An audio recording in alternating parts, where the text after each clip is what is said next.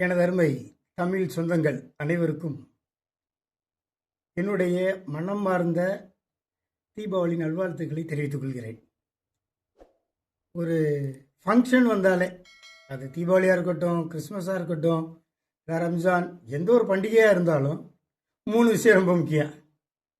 ஒன்று ட்ரெஸ்ஸு, 2வது சாப்பாடு, நல்லா தண்ணி, நல்லா ஸ்வீட்ஸ்லாம் செய்வோம். 3வது என்னது? பட்டாசு. கரெக்டு தானே? இதில் இந்த முதல் 2 வந்து யாரையும் பாதிக்க போகிறதில்ல. ஆனால் இந்த பட்டாசு ரொம்ப முக்கியம். தமிழ்நாடு அரசு இதுக்கு வந்து சில விதிகளையும் சொல்லியிருக்கிறாங்க. எத்தனை மணிக்கு வெடிக்கணும், எப்படி வெடிக்கணும் அப்படிலாம். இந்த விழிப்புணர்வு பதிவே அதுக்காக தான். ஏன்னா சின்ன குழந்தைங்களாம் ரொம்ப ஆசைப்படுவீங்க பட்டாசு போடணும். கரெக்டு தானே? தப்பு இல்லை, ஜாலியாக இருக்கலாம். ஏன்னா பண்டிகைன்றதே சந்தோஷமாக கொண்டாடுறதுக்கு தான். அப்போ இந்த தீபாவளி பண்டிகையை எப்படி சந்தோஷமாக கொண்டாட போகிறோம்? புது ட்ரெஸ் போட்டுக்கிட்டு, சாமியை கும்பிட்டு, பலகாரெல்லாம் சாப்பிட்டுக்கிட்டு, பலகாரத்துக்கு பக்கத்து வீட்டுலாம் கொடுத்துட்டு வந்துட்டு ஜாலியாக இருங்க, அது பிரச்சனை இல்லை. ஆனால் வெடி வெடிக்கும்போது என்னென்ன செய்யணும்? இது வந்து ஒன்லி சின்ன பிள்ளைகளுக்கு மட்டும் இல்லை, பெற்றோருக்கும் தான். பொதுவாக இந்த சின்ன குழந்தைகள்லாம் வெடி வைக்கையில் தயவுசெய்து பெற்றோர்கள் உங்கள் அருகாமையில் உங்கள் கண்காணிப்பில் தான் வெடிக்கணும். சரிதானா? சின்ன பிள்ளைகளுக்கு என்ன வெடி கொடுக்கணுமோ அந்த வெடியில் கொடுங்க. முதல்ல ஒரு வெடி எடுக்க போகிறேன்னு பிளான் பண்ணிட்டீங்களா? ஒரு வாளியில் தண்ணி வச்சுக்கோங்க, இல்லை ஒரு வாளியில் கொஞ்சம் மண் வச்சுக்கோங்க. அதே போல் வெடி வெடிக்கையில் ஒரு நீளமான குச்சியில் விற்கிது பத்தி, அந்த மாதிரி எடுத்து வச்சுக்கோங்க. இல்லை நீளமான கேண்டில் வாங்கிக்கோங்க, இட் இஸ் அட்வைசபிள். அதை வாங்கி வச்சுக்கோங்க.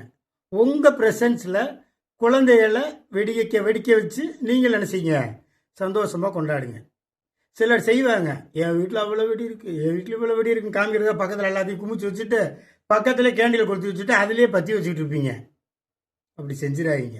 ஸோ பெற்றோர் உங்கள் முன்னிலையில் பிள்ளைகளை வந்து என்ன செய்யுங்க, வெடி வெடிப்பதற்கு அனுமதிங்க. கம்பி மத்தாப்பு சுற்றுறாங்களா, உடனே அப்படியே ரோட்டில் போட்டு விட்றாங்க. போகிற வரவங்க மிதிச்சாங்கன்னா அந்த கங்கு அணையாது, கால் பொத்து போயிடும். புரியுதா இல்லையா? அப்போ முடித்த உடனே பெற்றோர் வாங்கி என்ன செய்யுங்க, அந்த தண்ணிக்குள்ளே போடுங்க, இல்லை மண்ணுக்குள்ளே அமிழ்த்தி வைங்க. இது ஒன்று. வெடிக்கும்போது கொஞ்சம் இறுக்கமான பருத்தி ஆடைகளை அணிஞ்சுக்குங்க. புரியுதுங்களா? ஏன்னா கொஞ்சம் லூஸான ஆடையெல்லாம் இருந்துச்சுன்னு வைங்க, லைட்டாக நீங்கள் வைக்கிற வெடிச்சு வந்து ஒரு சின்ன பொரிய உதல போட்டாலும் ஈஸியாக ஃபயர் ஆகிடும். அதனால இறுக்கமான ஆடையெல்லாம் அணிஞ்சுக்கோங்க. இது 2வது கண்டிஷன். 3வது, இந்த வீட்டில் பக்கத்தில் உடம்பு முடியாமல் படுத்துருப்பாங்க, அந்த இடத்துல கொஞ்சம் பெரிய வெடிகுண்டை வச்சுட்டு செஞ்சுட்டு இருக்காங்க. புரியுதா? அதை செய்யக்கூடாது. அடுத்து ராக்கெட்டு. நம்ம பிள்ளைகள் செய்கிற மிகப்பெரிய வேலை ராக்கெட் வைக்கிறது. நீங்கள் என்ன சந்திர மண்டலத்துக்கு அனுப்ப போகிறீங்க ராக்கெட்டை? அதை வைக்கையில் ஒரு பாட்டிலில் வச்சு அதில் குடிசை இருக்க பக்கமாக கரெக்டாக திருப்பி வச்சு விட்ருங்க. வைக்கலாமா? செய்யக்கூடாது. இப்போ ஏதோ குடிசையில் பிடிச்சிருச்சுன்னா அவங்களும் தீபாவளி கொண்டாடுறாங்க இல்லையா, அடுத்தவங்களை பாதிக்கும் இல்லையா, அந்த வேலையை செய்யாதீங்க. சரிதானா? அடுத்து நம்ம இலசுகள் இருக்கையில் இப்போ தான் பயங்கர வீரம்லாம் வரும், டக்குன்னு போகும், வெடி வெடிக்கும், போய் வச்சு பார்க்க அது நமத்து போயிருந்துருக்கும். அப்படியே கையில் எடுத்து அப்படி பிடிச்சா அப்படி டப்புன்னு தூக்கி போடுவார். அங்கே வெடிச்சா வெடி, உன் மேலே வெடிச்சா யோசிச்சு பாருங்கள். அந்த வேலையில செய்யக்கூடாது. ஒரு வெடி வைக்கிறீங்க, அது ஒரு வேளை வெடிக்கலை, விட்டுருங்க, தப்பு ஒன்றும் இல்லை, காலை வச்சு அமைக்கிட்டு விட்டுருங்க, அதுக்கு உடனே நமக்கு தேவையில்லை. அடுத்து வெடி வைக்க போகும்போது ரொம்ப கவனிக்க வேண்டியது, அப்போ தான் 2 வீலர்லையோ இல்லை ஒரு சைக்கிளையோ நடந்தால் வந்துக்கிட்டு இருப்பாங்க, கிடுகிடுன்னு ஓடி போய் வச்சுட்டு ஓடியாந்துடுவாங்க. அவங்க பாவம் ஓடி போய் விழுந்து எந்திரிச்சு கீழே மண்டெண்டெல்லாம் உடஞ்சி. அதை செய்யக்கூடாது. புரியுதா இல்லையா? வெடி வைக்கிறதுக்கு முன்னாடி 2 பக்கம் பார்க்கணும். யாரும் வரலைன்னா என்ன செய்யுங்க, வெடி வைங்க. முக்கியமாக பசுமை வெடிகளை வாங்கி வெடித்தாலே போதும். ஏன்னா பொல்யூஷன் அதிகம் இல்லையா? இப்போ பொல்யூஷன் நம்ம பண்ண வேண்டிய அவசியம் இல்லை. ஆனால் பட்டாசு வேணும் மகிழ்ச்சியாக கொண்டாடுறது. ஸோ பசுமையான வெடிகளை வாங்கி என்ன செய்யுங்க, வெடிக்கலாம். சரிதானா? அடுத்து இந்த வெடி வெடிக்கிற இன்னொரு கூத்து பண்ணுவாங்க, என்ன தெரியுமா? இந்த வெடிக்காத வெடியெல்லாம் என்ன தான் செய்வாங்க, மொத்தமாக ஒரு பண்டில் வச்சு பொருத்தி விடுவாங்க. அது செய்யாதீங்க. அது வெடித்து செதறிச்சுன்னா எல்லாமே ஒரே நேரத்தில் வெடிக்காது. இப்போ சரம்னா கடகடன்னு வெடிச்சிடும். இது சும்மா அந்த லூஸ் வெடியை நீங்கள் இப்போ சரி கட்டி வச்சு வச்சிங்கன்னா தனித்தனியாக போய் எங்கேயா வெடிச்சுக்கிட்டு இருக்கும். இந்த வேலையை செஞ்சிடக்கூடாது. புரியுதுங்களா? அடுத்து முடிஞ்ச அளவுக்கு ஒரு சின்ன கிளாஸ் போட்டுக்கிறது நல்லது. வெடி வைக்கையில் ஏதோ ஒரு செதறல் வந்து கண்ணுக்குள்ளே போயிடுச்சுன்னா, கண்ணு போச்சுன்னா யோசிச்சு பாருங்க. புரியுதா இல்லையா? தீப ஒளி இது ஆக்சுவலாக, ரைட்டு தானே? தீப ஒளி திருநாள்.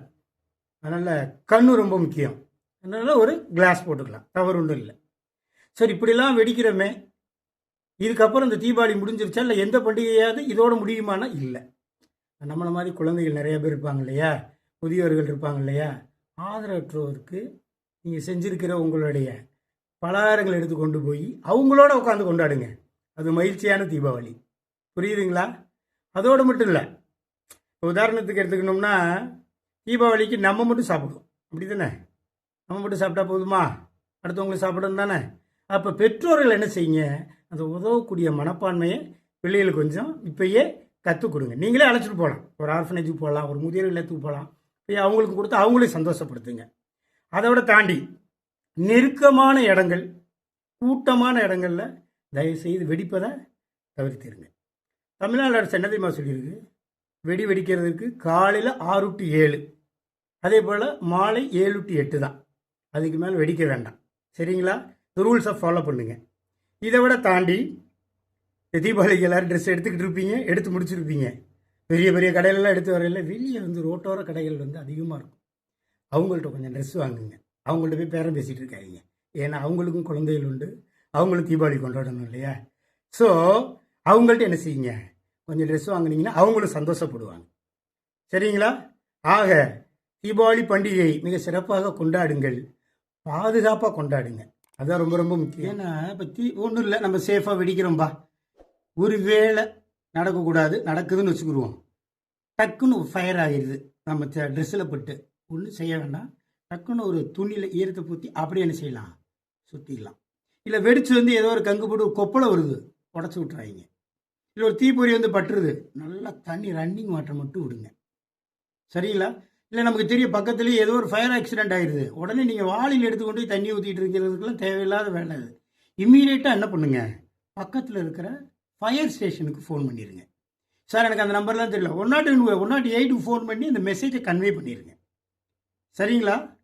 ஏன்னா இந்த விபத்து ஏற்படுறத தடுக்கணும். நம்ம ஒரு வேளை விபத்து ஏற்பட்டால் நீங்கள் செய்ய வேண்டியது இது.